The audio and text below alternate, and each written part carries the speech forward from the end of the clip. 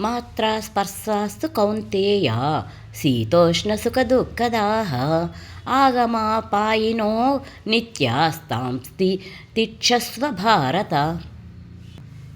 ఓ కౌంతేయ, సుఖదుఖాలు తాత్కాలికముగా కలగడము, కాలక్రమంలో అవి పోవడము చలికాలము, ఎండాకాలము వచ్చిపోవడము వంటిది. ఓ భరతవంశీయుడా, ఇది ఇంద్రియానుభూతి వలన కలుగుతాయి. కలత చెందకుండా వాటిని ఓర్చుకోవడము మనిషి తప్పక నేర్చుకోవాలి. భాష్యము. సక్రమమైన విధి నిర్వహణలో తాత్కాలికంగా వస్తూ పోతూ ఉండే సుఖదుఖాలను ఓర్చుకోవడం మనిషి నేర్చుకోవాలి. వేద నియమము ప్రకారం మనిషి మాఘమాసంలో జనవరి, ఫిబ్రవరి కూడా తెల్లవారుజామునే స్నానం చేయాలి.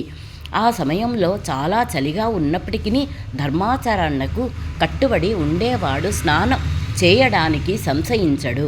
అదేవిధంగా ఎండాకాలంలో అత్యంత వేడి సమయమైన మే, జూన్ నెలలో కూడా స్త్రీ వంటశాలలో వంట చేయడానికి వెనుకాడదు. వాతావరణ అసౌకర్యాలు ఉన్నప్పటికీ మనిషి తన విధి నిర్వహణ చేయాలి. అదేవిధంగా యుద్ధం చేయడం క్షత్రియుల ధర్మం. మిత్రునితో లేదా బంధువుతో యుద్ధం చేయవలసి వచ్చినా క్షత్రియుడు తన ధర్మం నుండి తప్పుకోకూడదు. జ్ఞాన స్థాయికి ఎదగడం కొరకు మనిషి ధర్మానికి సంబంధించిన విధి నియమాలను తప్పక పాటించాలి.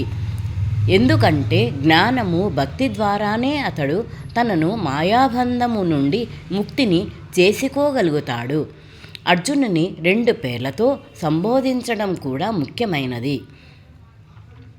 కౌంతేయ అని సంబోధించడం, అతని తల్లి వైపు రక్త సంబంధాన్ని భారత అని సంబోధించడము అతని తండ్రి వైపు నుండి వచ్చిన గొప్పదనాన్ని సూచిస్తున్నది.